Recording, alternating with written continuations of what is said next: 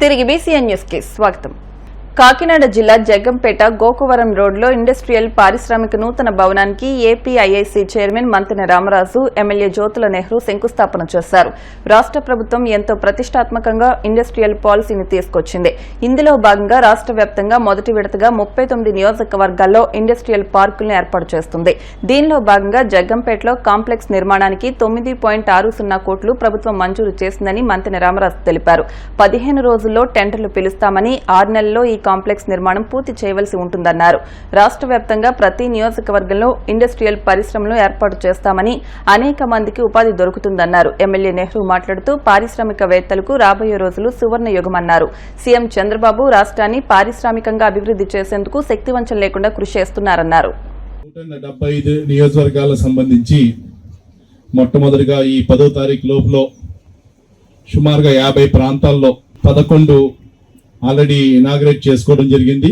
అంటే already running లో ఉన్నటువంటి 2014 to 19లో మధ్య భాగంలో ప్రారంభించి గత ప్రభుత్వంలో ఆ పనులు పూర్తి కాకుండా ఈ ప్రభుత్వం వచ్చిన దాకా పూర్తి చేసుకున్నటువంటి 11 పార్కులు కానీ, దాంతోపాటు ఇక 39 నూతనంగా ఏర్పాటు చేసుకోవడానికి గౌరవ ముఖ్యమంత్రి గారు ఆన్లైన్లో వర్చువల్లో చేయడం జరిగింది. తదుపరి ఇవాళ గౌరవ శాసనసభ్యుల వారి యొక్క ఆదేశాల మేరకు వారి కాన్స్టిట్యూన్సీలో చేయడం జరుగుతూ ఉంది. ముఖ్యంగా దీని ముఖ్య ఉద్దేశం ఇంట్లో ఒక ప్రతి ఎంటర్ప్రెన్యూర్ ఒక పారిశ్రామికవేత్తగా రావాలని చెప్పి ఉద్దేశంతో ప్రతి నియోజకవర్గానికి కూడా ఏర్పాటు చేయడం జరుగుతూ ఉంది. అందులో ప్రతి చోట కూడా ఎంఎస్ఎంఈ పార్కులు చేస్తూ ఉంటే మీ నియోజకవర్గానికి సంబంధించి గౌరవ శాసనసభ్యుల యొక్క కోరికల మేరకు గవర్నర్ చంద్రబాబు నాయుడు గారు అండి కూటమి అందరూ ఇక్కడ ఫ్లాటెడ్ ఫ్యాక్టరీ అంటే సుమారుగా 10.5 కోట్ల రూపాయలతోటి 26,000 స్క్వేర్ ఫీట్ తోటి కన్స్ట్రక్షన్ గవర్నమెంట్ కట్టడం జరుగుతూ ఉంది. దీని ముఖ్య ఉద్దేశం ఎవరైతే పారిశ్రామికంగా ఏం పెట్టుకోవాలన్న వారికి ఇండస్ట్రీకి సంబంధించి ఒక స్పేస్ అక్కడ ఏర్పాటు చేయడం జరుగుతూ ఉంది.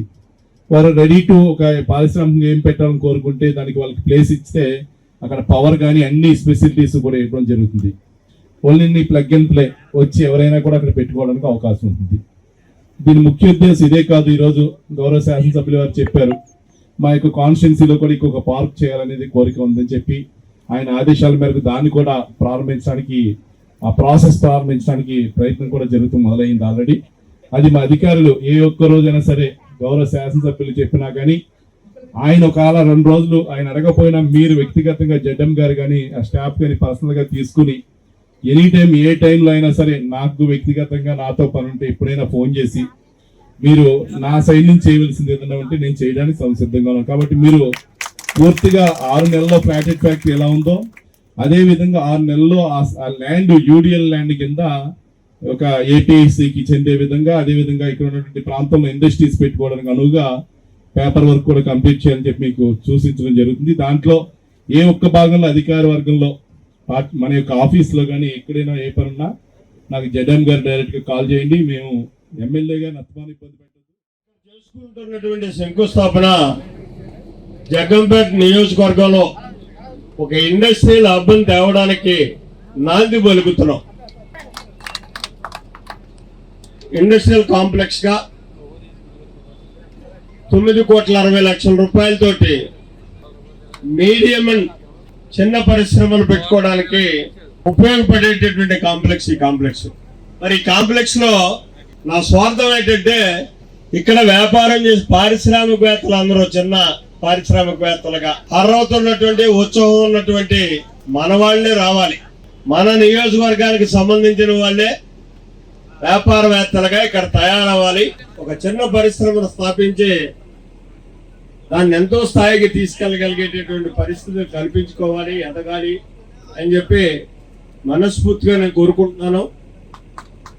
అందుకోసమే ఇక్కడ కావాలి అని చెప్పి పట్టుబట్టి మళ్ళీ ఏమన్నా పోటీతత్వం పెరిగితే తన్నుకుపోతారేమో అని చెప్పి తొందరపడి జడ్డమ్మ గారిని తొందరపెట్టి ఈ కార్యక్రమాన్ని శంకుస్థాపన చేసుకునేటటువంటి ఏదైతే గౌరవ ముఖ్యమంత్రి చంద్రబాబు నాయుడు గారు 10వ తారీఖుని కార్యక్రమం ప్రారంభించాలని నిర్దేశించి ఆయన ప్రారంభించారో అదే 10వ తారీఖున మనం కూడా చెయ్యాలి అనేటటువంటి ఉద్దేశంతో మరి జడ్డమ్మ గారు కానీ ముఖ్యంగా కలెక్టర్ గారు పోలవరం ఇరిగేషన్ డిపార్ట్మెంట్ అందరూ కూడా సహకరించారు.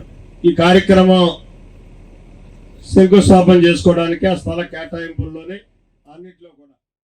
కోనసీమ తిరుమలగా వర్ధిల్లుతున్న వాడపల్లి శ్రీ వెంకటేశ్వర స్వామి ఆలయంలో ఆదివారం ప్రత్యేక పూజలు వైభవంగా నిర్వహించారు. మంగళ వాయిద్యాల నడుమ శ్రీ స్వామి అమ్మవార్లకు మేలుకొలుపు సేవను నిర్వహించిన అనంతరం ఐశ్వర్య లక్ష్మీ హోమాన్ని జరిపించారు.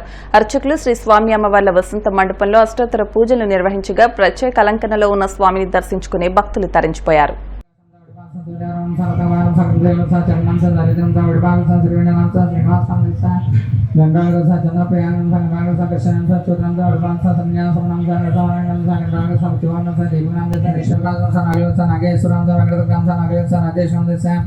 పుష్పలతాం సుబ్రాజం ధనంజయ పవన్ కుమారం సమశేష పరిపాలన శివ బాలకిరణం ధనంజయ జయకృష్ణ రాజరాం దేశ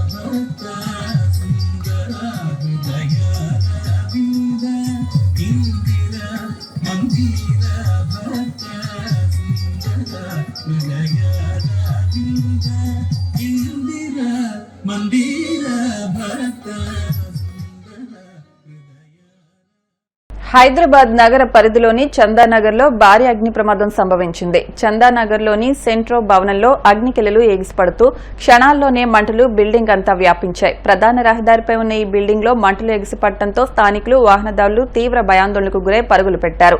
సమాచారం అందుకున్న ఫైర్ సిబ్బంది సంఘటనా స్థలాన్ని చేరుకుని అతి కష్టం మీద మంటలను అదుపులోకి తీసుకొచ్చారు. వార్తలు ముగించే ముందు ముఖ్యాంశాలు మరొకసారి. రాజ్భవన్ లో గవర్నర్ ఆధ్వర్యంలో సర్వమత సమ్మేళనం. దేశ సమగ్రత విషయంలో కేంద్రానికి అండగా ఉంటామని ముఖ్యమంత్రి చంద్రబాబు, డిప్యూటీ సీఎం పవన్ స్పష్టీకరణ.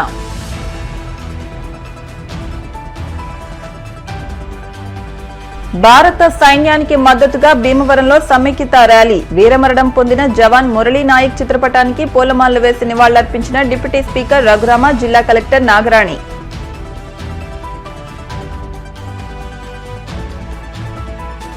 జగ్గంపేటలో 9.60 కోట్లతో ఇండస్ట్రియల్ పార్క్ నూతన భవనానికి శంకుస్థాపన. హాజరైన APIIC chairman Mantena Ramaraju, MLA Nehru. Vadapalli Venkanna ఆలయంలో ప్రత్యేక పూజలు. మంగళ వాయిద్యాల నడుమ శ్రీ స్వామి అమ్మవార్లకు మేలుకొలుపు సేవ, ఐశ్వర్య లక్ష్మీ హోమం. ఈ వార్తలు ఇంతటితో సమాప్తం. మరిన్ని వార్తల కోసం BCN digital YouTube channel, Facebook page ను ఫాలో అవ్వండి. అప్డేట్ వార్తల కోసం ప్లీజ్ సబ్స్క్రైబ్.